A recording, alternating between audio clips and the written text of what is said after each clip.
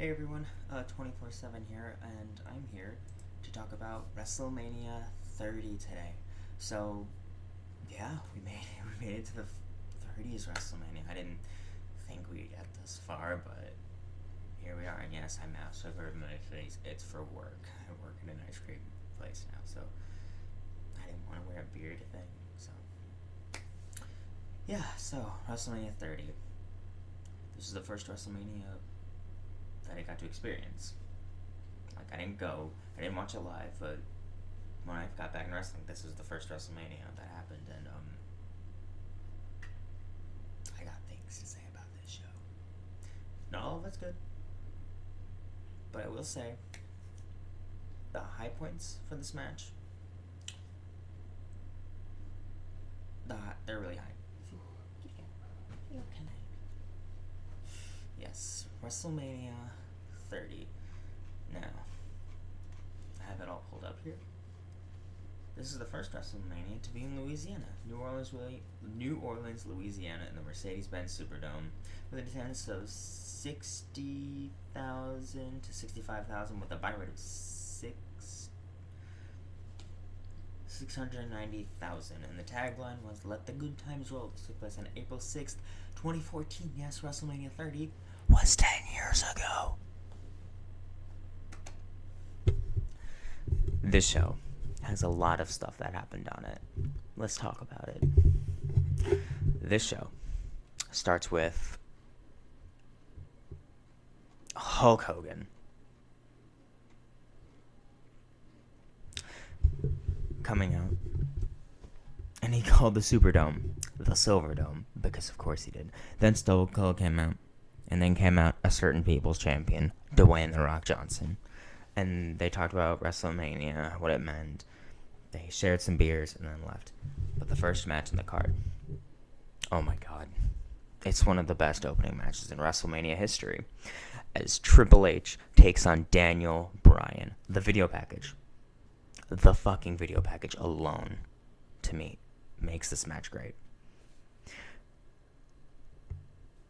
I'm not a huge Imagine Dragons fan, but holy shit, Monster is such a good fucking video package that I can't even, describe it, how great it is, but it's so fucking good. Triple H's entrance with, the gold and, armor, and then the red flowing cape and the chair with Charlotte, Alexa, and Sasha in the masks. That's a cool little detail. I remember they used NXT guys a bunch for this kind of stuff, so that's really cool.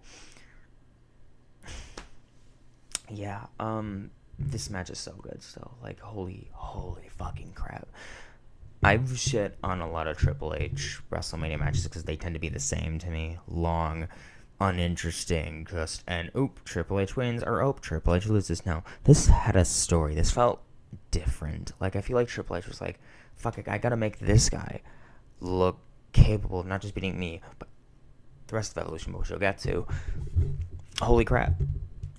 Triple H did really good technical wrestling. You can tell he wrestled under, Killer Kowalski and that kind of thing.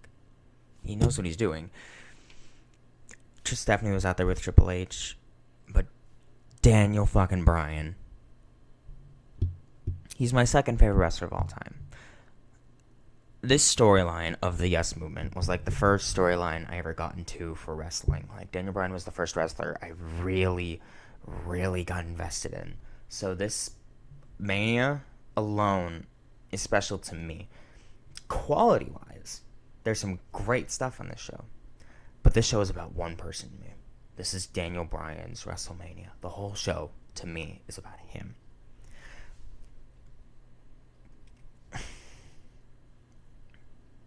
They had some good reversals. Triple H had a great spine buster. A nice hammerlock back-to-back suplex. Yeah, and if the winner of this match would go on to face Batista and Orton in the title match, because Orton was supposed to defend the title against Batista, and Daniel Bryan got so popular, WWE just couldn't fucking ignore him anymore. It was crazy that this whole thing was 10 years ago. People rallying behind Daniel Bryan, yes. I didn't wear my Daniel Bryan shirt, I'm sorry. I couldn't find it. I think it's in storage right now, but man, like, fucking Daniel Bryan won this match with a running knee, and he won clean. Daniel Bryan's the greatest professional wrestler of the past 20 years, and I don't want to fucking hear it. Like technically wise, like, he's the best technical wrestler of all time. Sorry, he is. Next, New Age Outlaws, Road Dogg and Billy Gunn, and Corporate Kane. I won't get to it. I won't talk about it. Versus The Shield. Oh, Daniel Bryan, Triple H, 5 stars. What the fuck else was I gonna give that match? It's like, if Bret versus Owen didn't happen, like, this would be the best WrestleMania opening match of all time.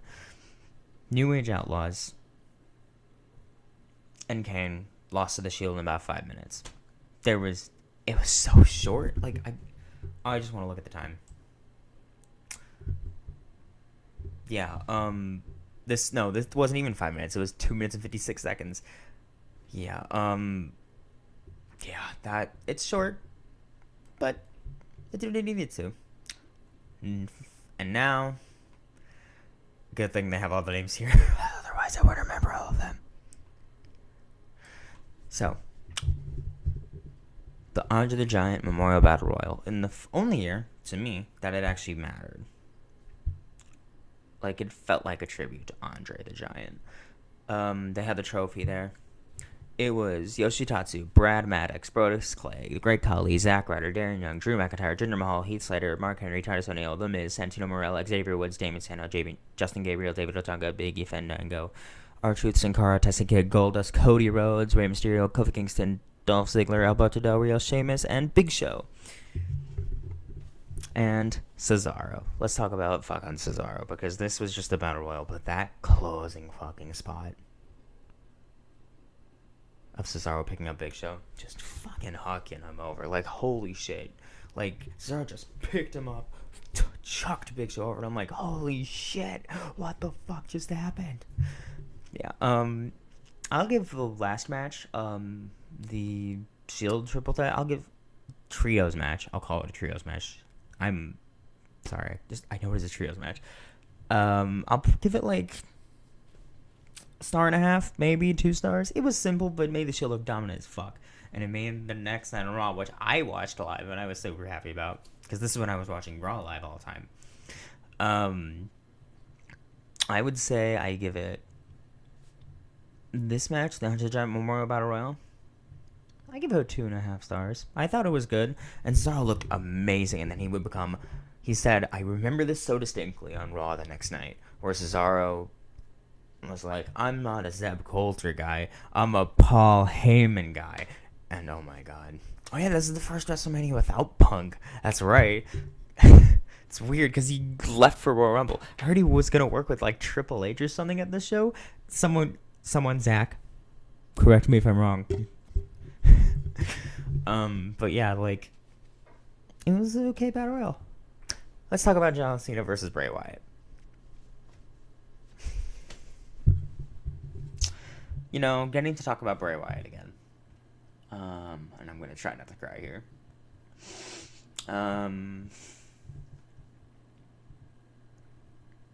Yeah, sorry. Just talking about Bray. He was so great. This whole feud with Cena, like, I was a Cena fan at the time. Of course I wanted Cena to win. But that was 10 years ago. Like, I was 10. But I liked Bray Wyatt. I thought he was cool. He was creepy, and I liked that. I liked being scared of Bray Wyatt. The feud was not great. But it did lead to the Firefly Funhouse match, which I also get to talk about. I'm okay with this match happening, and I'm okay with Cena winning. It wasn't the career killer that everyone thought it was. It was a good match. Bray really, fucked with Cena in this match, and I really like that. Like, it really, messed with him. And I like that, and I like just, it wasn't a bad match. It was actually really good. Like, Cena wasn't the greatest in the ring. I don't think anyone thinks John Cena was a great technical wrestler. But when Cena could go, Cena can fucking go. and this was really good. Like, I don't think Bray lost anything by losing this match. But yeah, Cena won with an attitude adjustment. I give the match, I'll give it 3 stars. It was a really good match. I liked it. But yeah, oh my god. Bray's entrance with the band is super, super cool, by the way. With the voodoo thing beginning when that woman was dancing. I thought that was so cool, because to be honest, it's been a hot minute since I've watched this Mania. For a lot. I watched, like, parts, but I did not watch the full thing.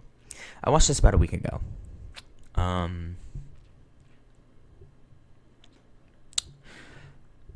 Yeah, let's get to the thing. Let's get to the real tearjerker, besides, Bray. The streak.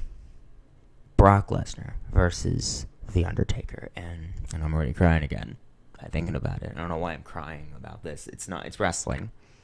Wrestling gets me emotional, man. I'm going to be honest with you. I still think Brock is okay. I get why some people like Edge think Lesnar shouldn't have defeated the streak. Brock didn't need it. But Brock looked like a fucking monster ending the streak. And then he went on to just kill John Cena at SummerSlam. Like, and you know what the sad thing about it is, right? If The Undertaker lost in a great, amazing match, I don't think people would be as upset. But Undertaker got concussed in the first 5 minutes. And I gotta talk about his entrance, where, like, with all the caskets of all the people Undertaker defeated at WrestleMania, I thought that was a nice touch. But I do not like the look of The Undertaker here. I'd never thought, like, the mohawk, the stupid goatee, he looked like he was just not the same Undertaker. Like, he wrestled Punk in an amazing match in the year before. I don't even know what happened. Like, I remember watching the Raw where he stabbed Lesnar's hand with the pen. And this was a bad match. But it's important. But it's still a bad match, I'd argue. It went on way, way too long. There was a lot of just nothing to this match. I'm sorry, but but Undertaker was concussed, and I think that didn't help. And Brock had to carry Undertaker. Man, looking at this version of Undertaker, it's kind of sad. It's kind of how I felt about Undertaker watching, like, his match with, like, Goldberg. This is nowhere near as bad, but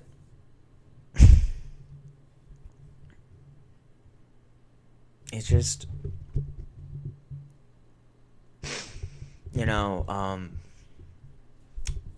yeah, Undertaker would have won, I think, if he maybe wrestled someone else, but I don't remember. Was it a Vince decision or was it a Taker choice? I don't remember. I know Zach could probably let us know in the comments, right, Zach?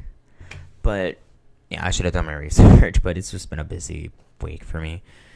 New job and everything. But I want to talk about one thing with this match. So when I was in middle school, this is about around the time, I think, when this match happened. Yeah, because I was at my middle school. I remember being in, I think it was like a math class, I think. And one of my old friends I don't talk to anymore. We haven't talked for like years at this point. I didn't watch WrestleMania 30 live. I was too young. I went to bed, I went to bed, had a reasonable kid time that night. And he told me that the streak ended. And I knew about the streak because this was around the time the network came out. And I knew about the streak. I didn't watch it live, but I knew what it was. And he told me the streak ended. I didn't believe him. I was like, you're lying, right? The streak didn't fucking end. I didn't say that ever because I was 10. I was 12. And I went on my knees. And I was like, no. Because I was like an unmedicated 12-year-old who cared more about wrestling than anything at the time. And then I think it was like later that week, because Chris Caden, his brother. We watched. He was a huge Undertaker fan. Like, Undertaker was his favorite wrestler. I'm not gonna say names, but it was Chris Caden's older brother. He didn't want. He was so upset the streak ended, and we watched it back because I remember it was me, him, and my sister watching the show, and we watched the match over. We thought it was a botch. We didn't think and it wasn't like the ref messed. No, it wasn't. Undertaker lost, and it was just really sad. Like, I felt like I don't know if this was the right move to end the streak like they did. And honestly, I'm going to be honest with you. This was a loss, and I'm going to say this. I'm sorry, and I know I might get shit for this. I don't think Undertaker... this is one of the most impactful losses in wrestling history, because I don't think The Undertaker ever truly recovered from losing this match. Like, be honest, guys. He never looked the same afterwards. He didn't. It might have been age, but I don't know, man. It's just, he lost that aura to him. Like, you're just some... I don't want to say he's just some guy, because he's the fucking Undertaker. But it's just something changed. I give it 2 stars. This whole thing, I don't know. This is like a really difficult match to rate, because its importance is so fucking big. But the match itself is just kind of, I don't care. I don't care. And that sucks, because it's the fucking streak ending. But the match was A, not very good, and B, you could argue there's a very good case that Lesnar did not need this fucking win. That's very true. But, yeah. I'm sorry I talked about this so long, but it's like one of the 2 most important things on the show, let's be honest here. Let's get to the Vicky Guerrero Invitational match for the Divas Championship. Fun fact, this is the only time the Divas Championship was ever defended at WrestleMania. It came out in 2008. How the fuck was it never defended at WrestleMania? I guess they were like, fuck, we're gonna scrap it like 2 years anyways. Fucking put it on the title. And no, it wasn't defended next year because it was in a tag match that was actually pretty good. AJ Lee defended against Oksana, Alicia Fox, Brie Bella, Cameron, Emma, Eva Marie, Layla, Naomi, Natalia, Nikki Bella, Rosa Mendez, Summer Rae, and Tamina. This was 6, almost 7 minutes. This felt like they didn't give a shit about this match. They didn't give a shit about the division. And it sucks, because AJ Lee is amazing. She's one of the greatest female wrestlers of her generation. No, she is the greatest female wrestler of her generation. Let's be completely blunt and honest here. She was. Like, when I would say that I hate the Divas Championship. It is not a good belt. Look, it feels like an offensive championship to me. It looks bad. It feels like a fucking toy. No other championship has felt like more of a prop and a toy than the Divas Championship. And it was done no fucking favors here. This was bad. AJ Lee, one with her, like, what was, like, something, her really cool submission where she spins around and puts them in, like, an arm submission. It was super cool. And she, like, made Naomi tap out, like, tapping out, but Naomi was tapping out with her other hand? So what the fuck? I don't know. I give it half a star, maybe a star. It was not great. I don't know. I will say it was better than the Women's Battle Royal from 2005, but it still wasn't very good. Now, this main event.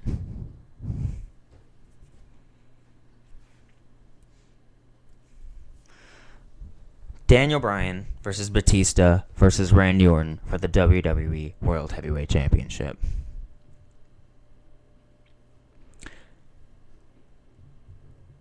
There was no way Daniel Bryan was not going to win this match. They teased you a couple times that he wasn't going to win. But this was Daniel Bryan's match.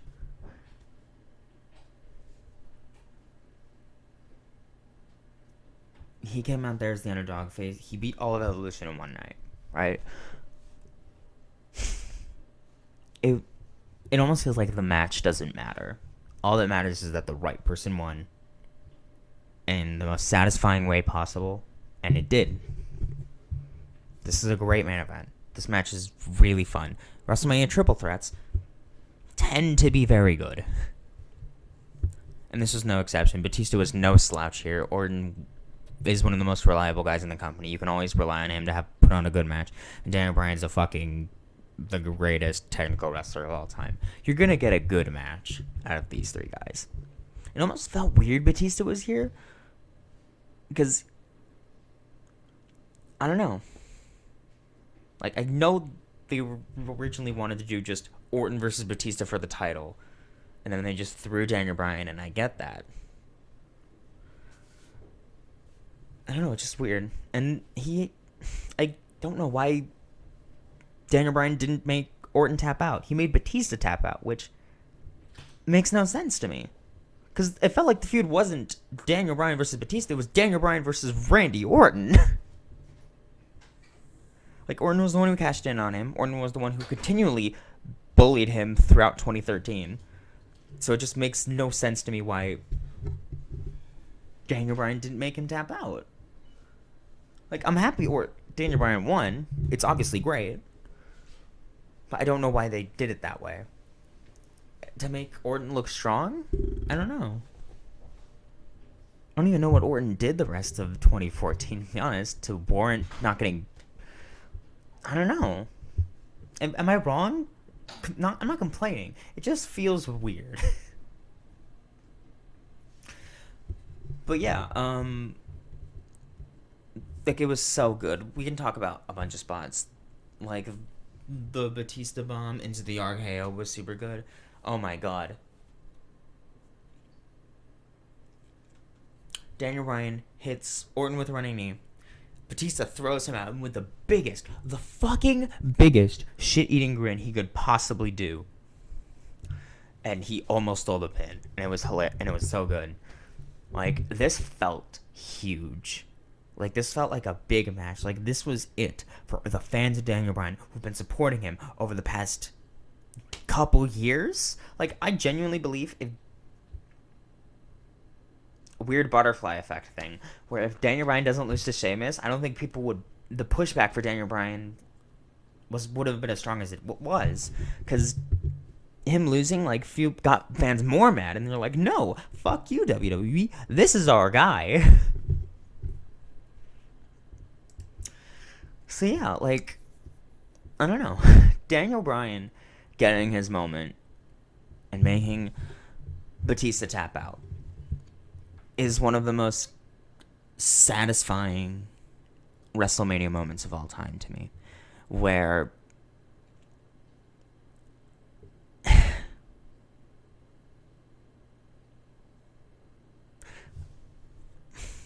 how do I put this? It's probably the most satisfying WrestleMania main event ending of all time. I don't think 40's gonna top it. I don't, like, 30, Becky felt good, but it was kind of scarred by the finish.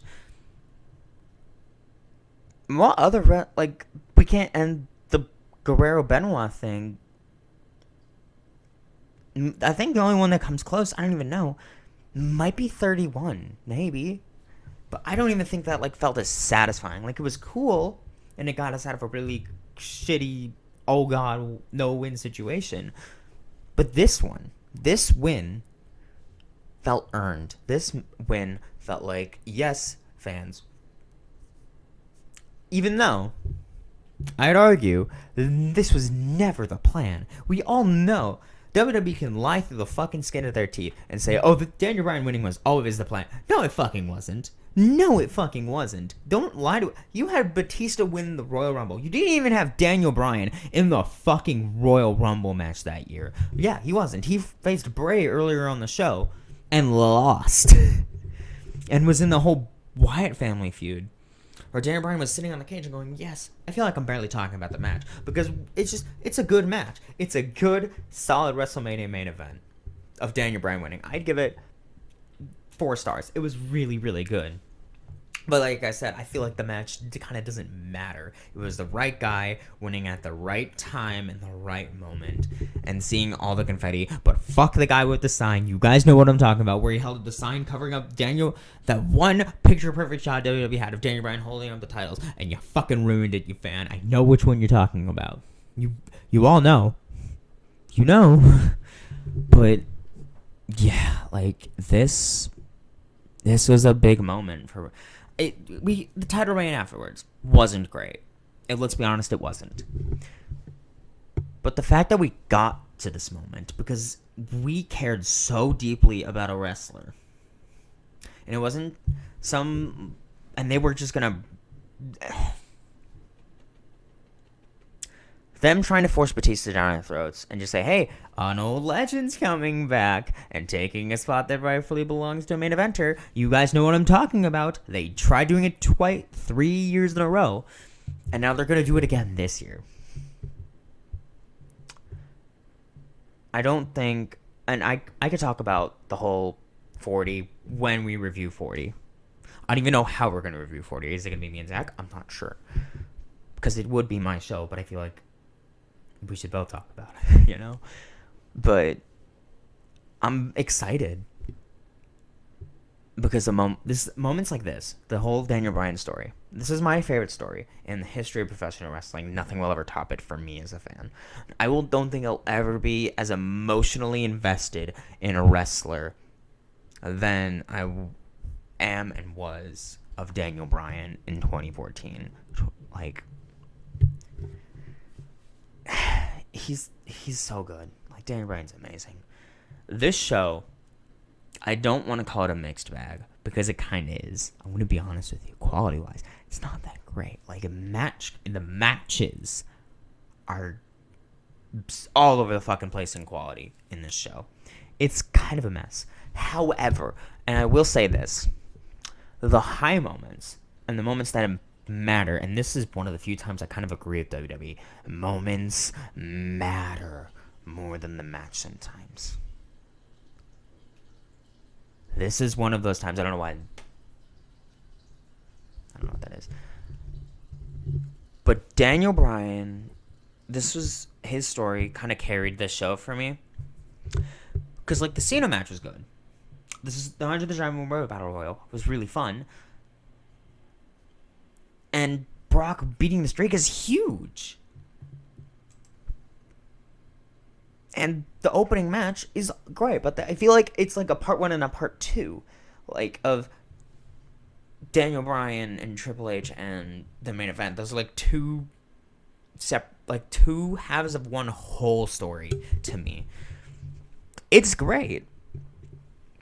But the rest of the stuff, like the trios match was meh. Undertaker Lesnar is not a great match, and the women's match,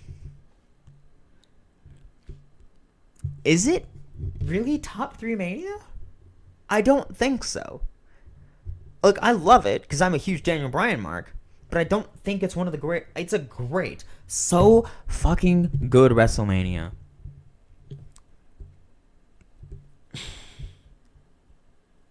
It's hard. I'd say it's like top 5. Easily top 5, but not top 3. And that's all I will say about it. I hope you guys enjoyed this video. Next time, it will be Zach and I are talking about his favorite WrestleMania, WrestleMania 31. And this was the first WrestleMania I got to watch live. He didn't get to watch live, but I did. If you want my opinion, it's a top 5 Mania as well. It's so good. But yeah. Next time you'll see me will be at the Royal Rumble 2024 live stream. I'm announcing it here. I am going to stream the Royal Rumble. I am going to be at Zach's house. I will have my phone, so I'll be live streaming me of my reactions to it. So it'll be interesting and fun. And then either me or Zach or together will review the Royal Rumble. And then on Sunday, the day after the Royal Rumble, is going to be the WrestleMania 32 live stream, right? I'm streaming WrestleMania 32 because I just love you guys. You guys are great. Thanks for getting us to 300 subscribers, guys. But also, go fuck yourselves. I am not. That's the next WrestleMania I gotta watch. I hate WrestleMania 32 so fucking much. I hate that show so much. But yeah, next time WrestleMania review you're getting from me is WrestleMania 32. I hope you guys enjoy Zach's review of Mania 31. I hope you guys enjoy the Rumble, and I hope you guys enjoy the next couple videos. You guys are gonna love it. It's gonna be great.